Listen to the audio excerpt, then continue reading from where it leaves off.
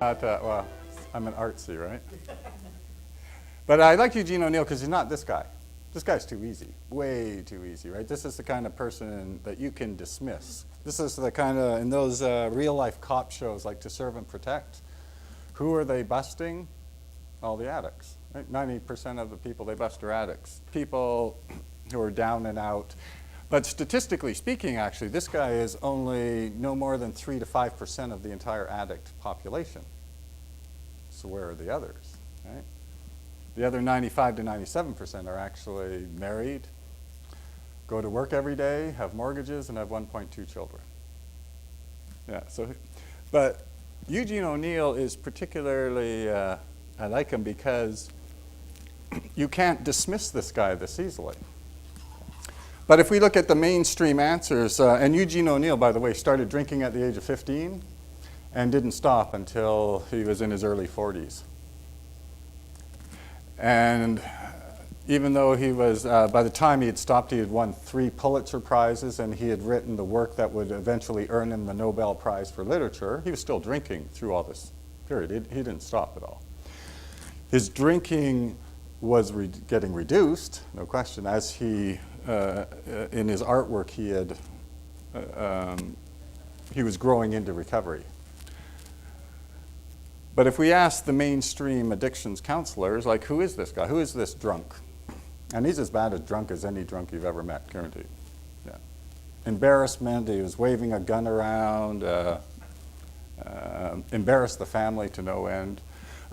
His lifestyle mainly was getting drunk and seducing women. That was basically his hobby. Okay. And if we ask the mainstream, who is this man, they will tell us the old moral model, right? He's immoral. This is the older, what we call the moral model. Growing a lot out of conservative Christianity in the early part of the century. Or if we read Alan Marlett's older work from 1986, at that time Dr. Marlett would say, well, he has poor coping skills, right? So he is, and the solution, of course, would be cognitive behavioral coping skills therapy, relapse prevention therapy. If we have a Freudian bent, we would say he's in denial of his problem. We're going to borrow Anna Freud's construct, personality trait of denial and say, oh, he must be in denial. Doesn't even realize what drinking is due to him. Or we can say, if we're from family systems therapy, we can say he's raised in a dysfunctional family, and that explains it. He is the man bringing homeostasis to the dysfunctional family system. Or if we're into more modern motivational enhancement therapy from William Miller in New Mexico, we can say he lacks internal motivation. And of course, if we're fans of the American Society for Addiction Medicine, the Canadian Society for Addiction Medicine, then we can say he suffers from a disease. Those would be the mainstream answers. But I always question, I mean, is that enough? Can we actually make sense of a man who's won 4 Pulitzer Prizes and a Nobel Prize, who everyone agrees was intensely concerned with living a moral life in this world? And he's not down and out. He's very wealthy. He's very respectable. Goes to he's got a nice house. He's got 2 kids, married. I'm not sure his coping skills are all that bad. He gave us, like all addict writers have written, Charles Baudelaire, the poet, or Malcolm Lowry, the novelist, he gave us a front row seat to the theater of the addict's experience. His 50 published plays are almost all of them are about addicts, every one of them. His last plays, everybody's drunk, except for Mom. She's sticking a needle in her arm upstairs. But the maid is passed out in the kitchen, even the bartenders are drunk, and everybody's. Even Dr. Wong read his latest plays, and he said, it's amazing, everybody's drunk in these plays. Yeah. But my point is, he's fully aware. There's no mystery here at all. He is absolutely fully aware of what's going on for him. He described family dynamics, this book here. Brilliant. If you want to understand triangulation, differentiation, transgenerational effects. This book was written well before Murray Bowen at Harvard formalized these concepts and developed the field of family therapy. This is Long Day's Journey into Night. So here's an artist who understood all these concepts. And then, did he lack internal motivation? No, he is famous for, as one of his critics put it, no other writer wrote with such desperation. He is desperate to get recovery. There's no question about that. He didn't lack motivation. And is he diseased? Well, that one's up in the air, of course. So the mainstream tends to take a pathological approach. So something is wrong with O'Neill. Either he lacks motivation, he has maladaptive coping skills, he's got a disease, but there's some deficiency that needs fixing. And then the other thing is they tend to reduce addiction down to a person. So that if someone comes into my office, I'm like a good medical doctor. I can give them the addiction severity index, very well-known instrument in the field, and I can measure out their life in various areas, their occupation and everything, and how, if the addiction is affecting this, come out with a score, and then I can treat the addiction, not the person, the addiction. That would be a very typical mainstream approach. O'Neill, though, challenges all this. He takes a humanistic and, as I'll explain, an existential approach, but he's going to force us to humanize the addiction. And the other thing, he's going to look at the individual complex human being. That's what he's most interested in, the individual person.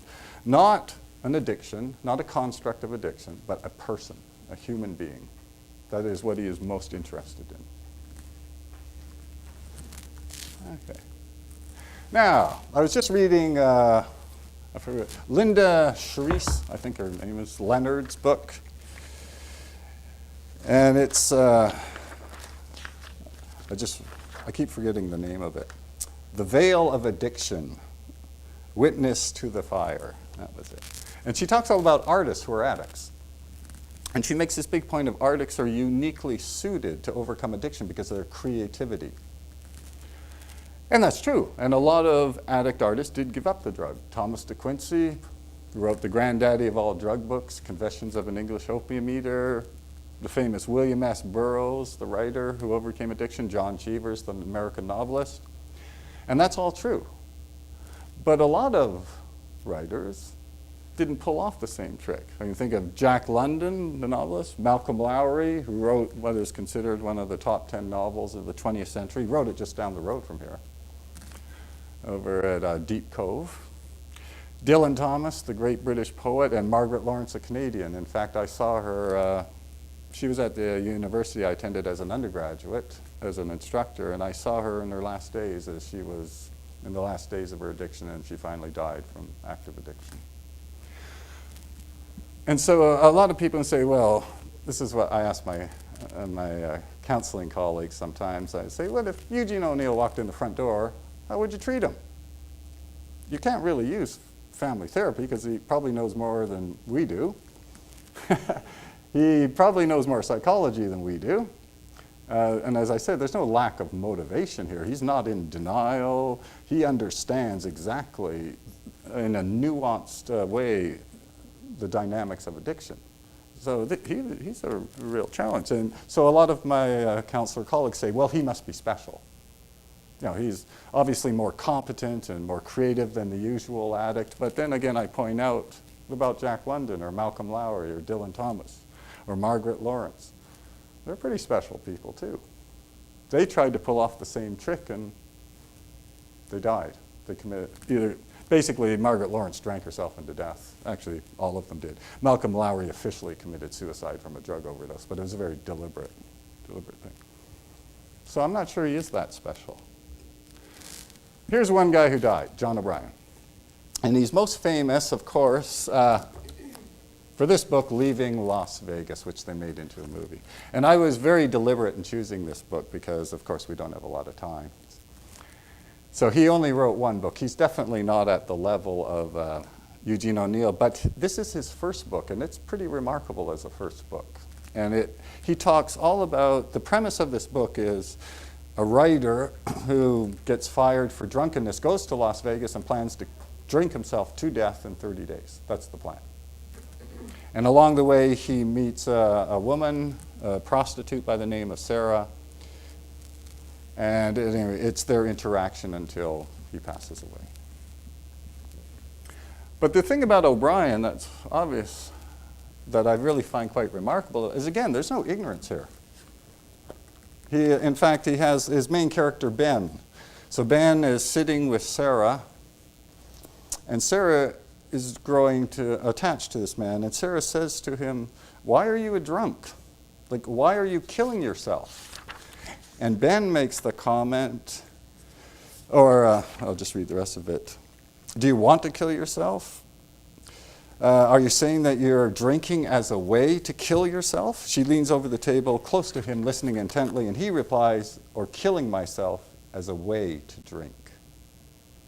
That's actually very profound. That's a very, very good insight into the nature of addiction.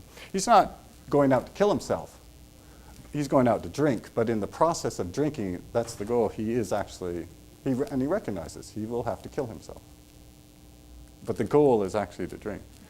And Ben understands his problem. I mean, there's no mystery here. He understands he is alone in the universe. He's lonely. And he actually understands the solution. There's a very famous comment in here where he's looking at Sarah, and he knows the solution. He knows, he says, "I know I could find happiness with this woman." He knows it. But his very next act is to take another drink. So there's no ignorance here. And in fact, his father, John O'Brien, who wrote the novel, his father actually said later, John O'Brien died just as this novel was being turned into a movie.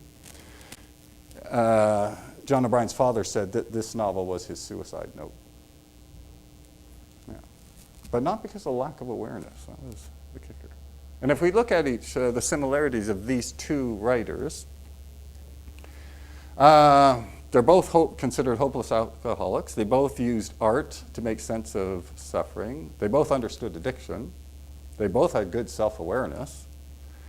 They both wrote, this is what they're famous for, emotional intensity. And both of them took characters and what I call stripped them naked against reality. When you and I get into some trouble, or we have some crisis we're facing, we can always pull back and say, well, I'm a good father, or I'm a counselor, I help people, or I'm a good neighbor, or I'm a good member of my community. Not the characters of these two writers. These people are stripped naked. They cannot retreat into any sort of middle-class respectability. They have to face the world naked and deal with their crisis without any crutch. That's why they chose these characters. That's why Eugene O'Neill always writes about prostitutes and people in what would be considered the downtown east side in Vancouver, because they have nothing to fall back on. They can't say I'm a good father. They can't say, I'm a taxpayer, I'm a good member of the community. They can't say that. And so they're forced to face reality every day at an existential level. That's so that both of these writers did that. So John O'Brien, just to give you, so this is the guy who died. Give you some background. And some of the patterns that inform this work is that even though he's self-aware, he doesn't have any real connection with himself. And he talks about this in the book constantly. It's like whenever I'm getting close to Sarah, it's not me. The real me is just getting drunk, getting drunk, getting drunk. And he talks about this dissociation from himself. He has no authentic connection with the environment. And John O'Brien's very clever. I mean, he chose Las Vegas. Las Vegas is famous for superficiality. Even Britney Spears gets married there as a lark, right? Because there's no guts to the place. It's all flash, no substance. And that was very deliberate. No authentic connection with each other. Even though Ben and Sarah are together, there's no real connection. All they're doing is they're both lonely, and then Ben looks at Sarah and says, I'm so lonely, I need to use you to take away my loneliness. And Sarah the same way. Sarah's very lonely, so she's going to use Ben to take away her loneliness. So not an authentic connection of love here. They're in many ways just using each other. And no connection with a higher purpose. In this novel, Ben's only goal, which he makes very clear, is to live right now, and the purpose of that life is to get drunk. There is no long-term goal anywhere. Or as I'm just thinking Dr. Wong would say, if they were playing a game of soccer, they'd be looking at the ball. But the point is you have to look at the goal. You have to know where you're going with the ball. It's no good playing with the ball because all you do is just wind up going like this. You always need to keep your eye on the goal, on the future, on some higher purpose. But Ben isn't doing that. He's just going to get drunk.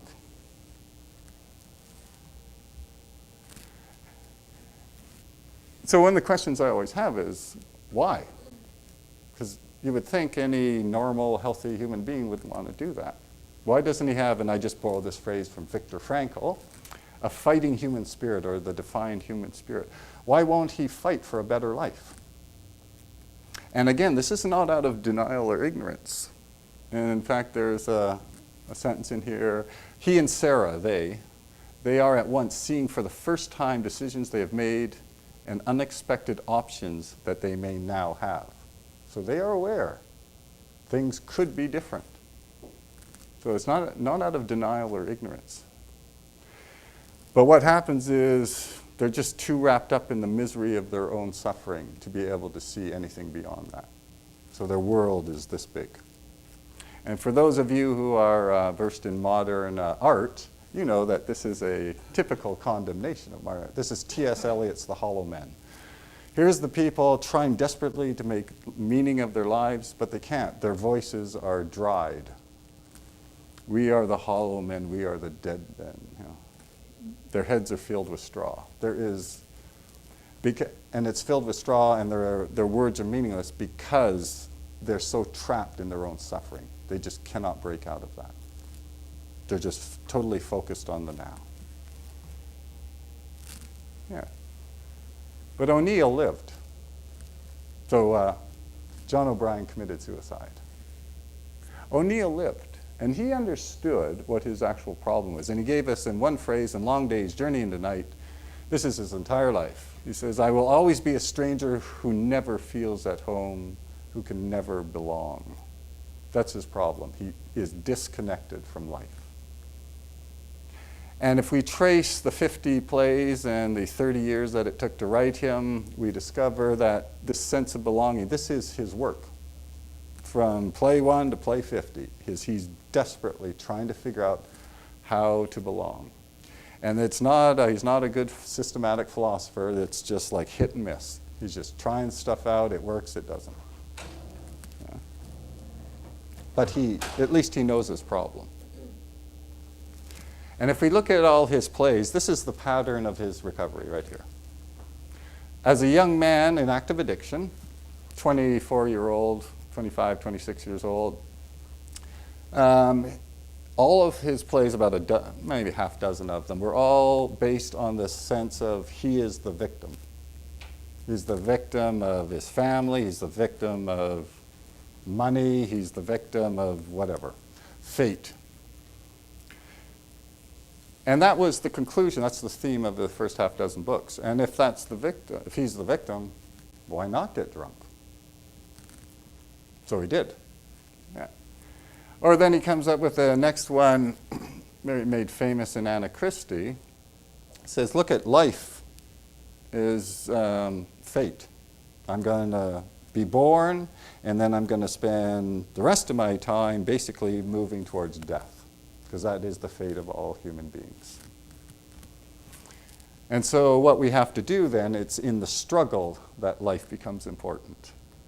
That's the Sisyphine from existential, from Albert Camus. So what I have to do is I have to accept that this is my fate, and by accepting it, the theory being, then I can rise above it. But it didn't work very well, and he still got drunk. Then he got the idea that he was going to, if he could just figure out this fragment, unite this fragment itself, which he called the Apollonian and the Dionysian. This is the wish for good order.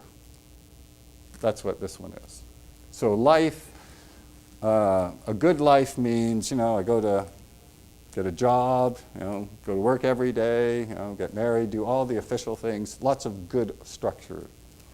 And this part is the urge towards ecstasy.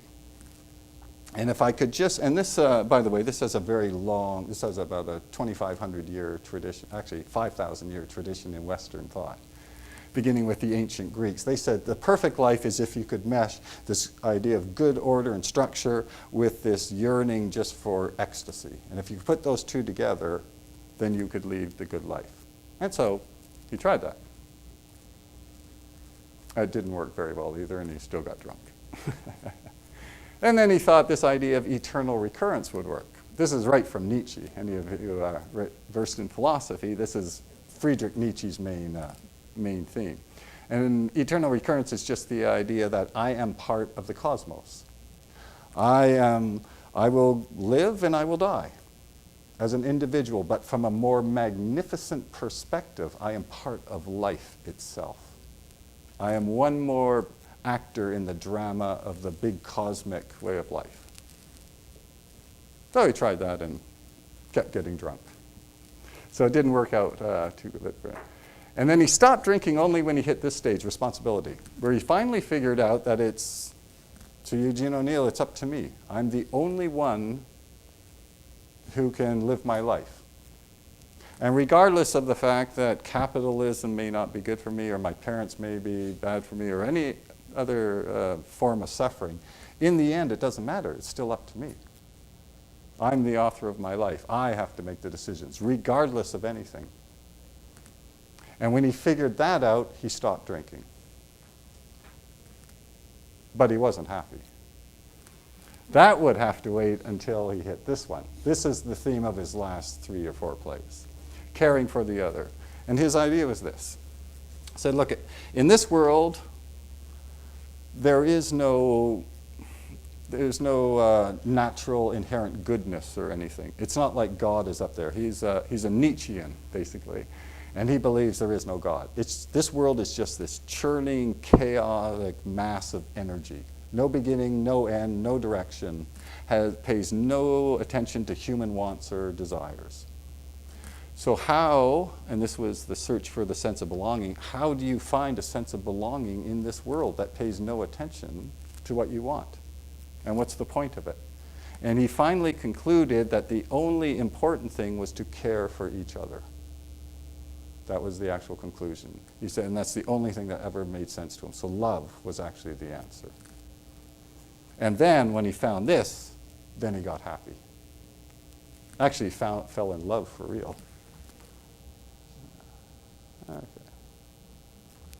Now, I'm thinking of, these are more of the details. Basically, the point of him is he always believed in the fundamental importance of the individual human being. As I mentioned before, he was an atheist, and he really, and this is a lot of Friedrich Nietzsche's philosophy, considers organized Christianity as the cause of suffering, the concept being, I will live morally in this life and suffer in the hope that once I die, I'll find redemption.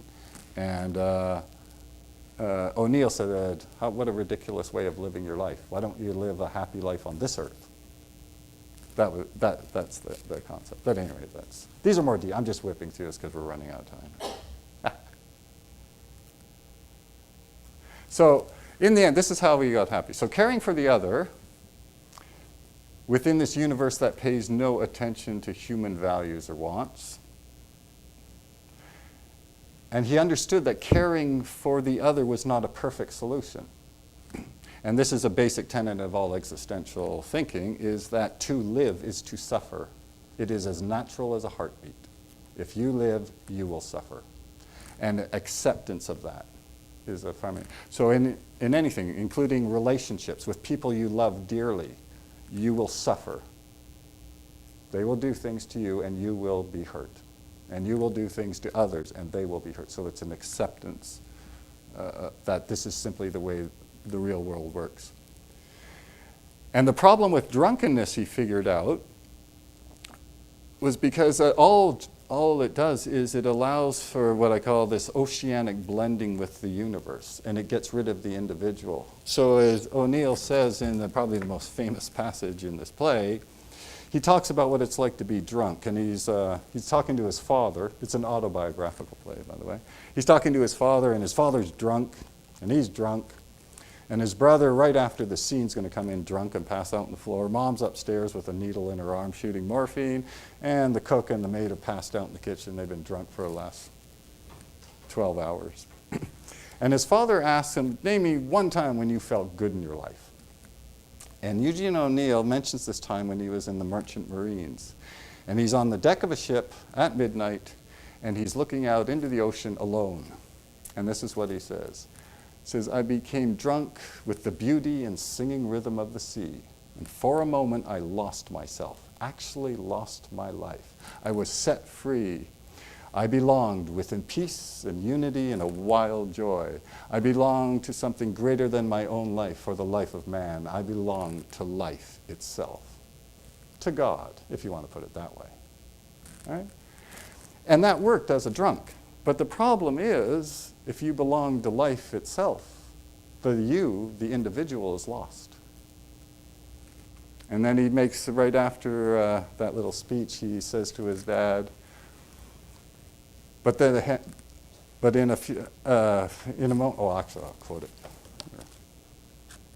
So he's just talking about belonging to life itself, to God, if you want to put it that way. Like a saint's vision of beatitude, like the veil of things as they seem drawn back by an unseen hand. And for a second you see, and seeing the secret are the secret.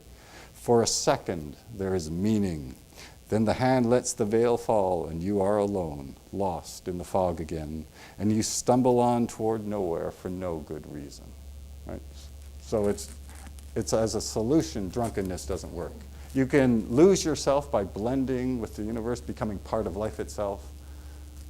But as soon as the booze is finished, you're stuck. As soon as sobriety returns, you're right back to where you were. A temporary solution, an artificial solution. And so in that very brief description, comparing the two people, one of the great things about O'Neill is he never gave up. And this, I personally think, may be the whole key to recovery. Never give up. Never say die. Never say quit. Regardless of what happens. Always keep fighting. The people who don't fight commit suicide. It happens every day in our city, actually. The next pattern is accept suffering, acceptance. In therapy, this is fundamental. To find acceptance. But O'Brien, he didn't really accept it. It was more of a surrender. He was going to give up. It was a surrender to life. But after you accepting life and accepting suffering won't make you happy. That will demand that you affirm life is worth living in spite of suffering. Or what Viktor Frankl actually called the tragic optimism. But O'Brien, he could never affirm life was worth living. He could never affirm that life was worth fighting for because he's too preoccupied with his own misery, his own loneliness, his own pain. And this, by the way, Rollo May and, in fact, Carl Rogers, too, great psychologists, this is one of the big knocks they had on the 20th century. And Rollo May was very clear. He said, it's too bad more people don't fight for life. And that Rollo May believed that this was one of the main reasons why so many people were going to counseling and there was so much neuroses around. And the way to pull off this whole trick is, again, this idea of caring for another, to get out of yourself and help another and to care for another. But these people, too wrapped up in their own pain, they can't do that. It's just not possible. They're too narcissistic, too self-centered. They can't break out of their own misery. This is translating that into therapy for the lessons in recovery. This is a model we use at the Maple Ridge Treatment Center. This actually comes from 1992. Chandler, Holden, and somebody with a T. I can't remember. Anyway, And I always make this comment to my clients. They always tell me about like their aftercare plans. Well, what are you going to do? Well, this is also school. I'm going to go back to school and get a job. Oh, I'm going to go to the gym, work out, go to the dentist, go to the doctor. Oh, I'm going to go to counseling once a week and deal with my emotional issues. I'm going to, go make some clean and sober friends and all that, and I'll change the way I'm thinking. And I asked them, dead serious, I said, how long, statistically speaking, if that's your plan for recovery, how long do you think you're going to last? Statistically speaking, they will last 3 months if they do all those things I just described, statistically speaking. And they'll be really lucky if they last 6 months. And the main reason is, and I tell them, or we actually process this, and they come to the conclusion that if they actually do that for 6 months, they will be so bored out of their minds that they'll relapse. Guaranteed. Guaranteed. Because addicts who are used to living a life at the level of a soap opera cannot handle all this healthy-mindedness. They can't deal with it. So what I tell them is this is what they're going to need, this idea of spiritual. This is Viktor Frankl's meaning and purpose in life. The reason is, if you understand where you're going, if you understand the goal, if you have meaning and purpose in your life, you now know why you're going to get a good job. If you understand the big picture, you now have a reason to go to the doctor and brush your teeth every day and visit the dentist. If you know where you're going, if you have a mission, a purpose in life, you now have a reason to go to counseling and deal with your anger and depression and whatever else you're going. And the same thing with making new friends and with thinking. But the key is the reason. And this is what this model is all about. This is a model, I think the title is a model for spiritual wellness. That the key here is you must have a reason for doing this. If you don't have a reason, if you just say, well, I'm just going to get a good job and go to the gym every day, you're doomed. And we know this psychologically speaking. As I said, if you just play with the outside stuff, statistically speaking, the typical average will last about 3 months, and then they'll relapse. And that's just reality.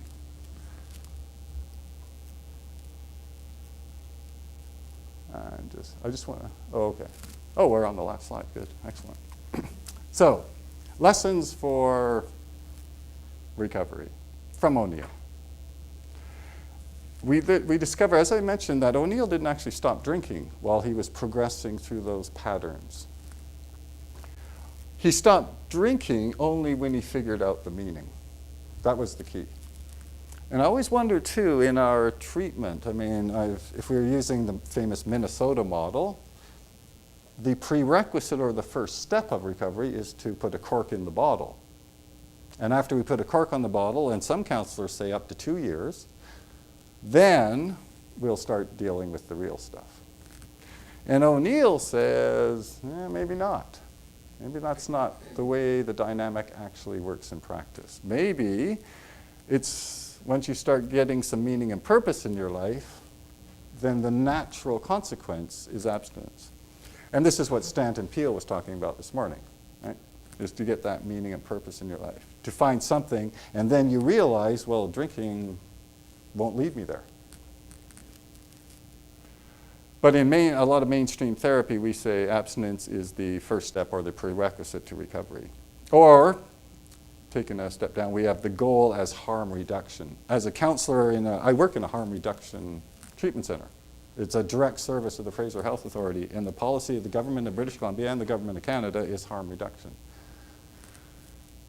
So as a therapist, I may hope my clients go on and live a happy, productive, contented life, but as a therapist, I limit myself to reducing harms in basically statistical significance in various life areas. I hope that they will end up in the hospital fewer times 1 year after treatment than in the previous 12 months before treatment.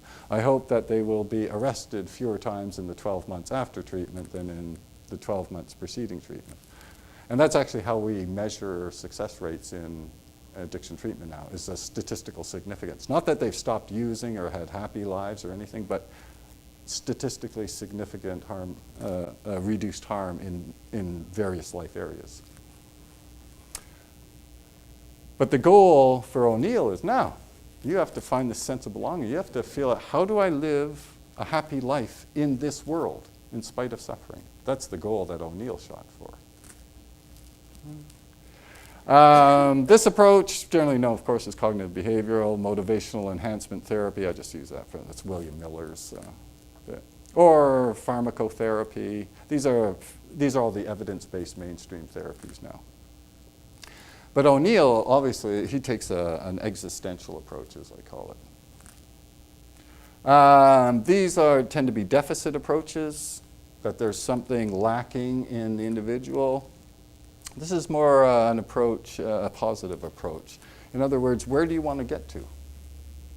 And then, not that Eugene O'Neill for 1 second ever thought he was mentally ill or anything, but where did he want to get to? These, I look at them as tend to be dealing only with the immediate presenting problems. This is great for managed care, right, where you only have a limited number of sessions. But this tends to be more depth psychology. Although Dr. Wong swears you can do this fairly quickly. And I've actually seen him with clients that no one else will touch, actually in 6 sessions, pull them out of the morass that they've been in. And again, as I mentioned, this tends to be an eye on the presenting problems, on the immediate problems. This is going to deal with the presenting problems, but also looks at the big picture. Yeah. So I think the lesson that, and not only, and I just borrowed Eugene O'Neill and compared him to John O'Brien. You can take any of the great writers, from Baudelaire to Quincey. One of my favorites is Euripides from 2500 BC. He writes all about the same ideas. And the lessons that I think we can take out of this is that they all say, and this is amazing, it's like they all got around the same table and talked about it, is that they drank or used drugs as a response to feeling that their lives were meaningless, monotonous, and boring. That's why they actually used the drugs. Not because of childhood abuse and all that. Like Malcolm Lowry is very clear. He talks about childhood abuse in his novel, which is like 500 pages, and he talks about it for 50 pages, and he ends up saying, but that's not really the reason that I ever used drugs. Yeah? Wasn't that what O'Neill was saying when he gave that quote? He wasn't talking necessarily about drunkenness with alcohol, Right. but drunkenness with music, with arts, or whatever, that Right. sense or trance that Right. the addict wants that to be consistent. Right. It's an all or nothing. Yeah, yeah. And that's, yeah, and he borrowed that from Nietzsche, of course. And Nietzsche used Wagner's music, actually, as an example of that, where they tapped into, this is a bit of philosophy, the will to, and then the will was this just churning energy of birth and death and rebirth and all that, and to tap into that. And Nietzsche had always maintained that if you listen to Richard Wagner's music, then you could tap into that, and that was real. That was very, very real. Yeah, yeah. And he borrowed that concept. But he does very specifically talk about drunkenness, and I've only used the works. If you actually look at his life as well, and you see that in the pattern of his life as well. But you're quite right, yes. It could be done with any number of things. Yeah. Yeah. Do you have anything on alcohol as a stimulant for writing? That you hear about people with writer's block and people deliberately getting stoned before they sit at the typewriter? Oh yeah, lots. There's it seems to be an individual thing. There are people who swear there's a very great Canadian, Timothy Finlay. He tried giving up drinking and lasted 3 months because he said, I can't write. So he went out, so he drinks a bottle a day, and now he's won all the Governor General's Award. And yeah. So for people like Timothy Finlay, other people swear that it's impossible to write when they're drinking. Eugene O'Neill, except for one play, did not drink while he wrote. So he would spend like 12, 16 hours a day writing, and he would do that until the play was finished, and then he'd get drunk. Yeah. So I think it's an individual thing. At least what I have read with the various authors. Yeah. Yeah. But it's it always is in the back of my mind. This is what scares me as a therapist, is I keep thinking, what if someone like Eugene O'Neill walks into the Maple Ridge Treatment Center? What am I going to do with this guy? I mean, this is for me as a therapist, this is frightening because none of this stuff is going to work. Not a chance. And this guy's a card-carrying genius, incredibly creative. He reads spectacular amounts. He's intense motivation. And I don't know, what do I do? Give him a workshop on communication skills or something? Yeah. But at any rate,